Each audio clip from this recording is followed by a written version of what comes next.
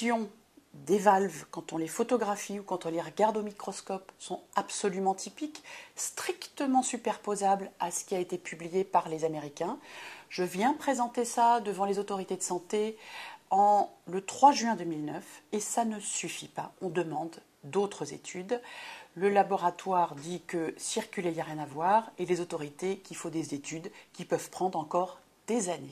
Moi, ce que j'ai vu et ce que j'ai décrit dans mon livre, c'est un système qui fonctionne en vase clos. C'est de l'entre-soi.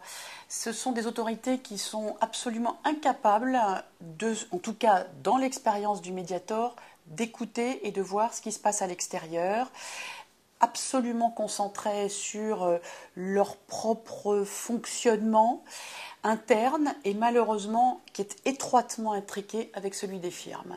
Et donc le résultat finalement c'est cette espèce de lenteur, d'inertie et finalement de perte de contact avec la réalité, parce que la réalité en santé c'est les corps, c'est les personnes, c'est directement un tel ou un tel qui va vivre ou qui va mourir. Ça n'est rien d'autre.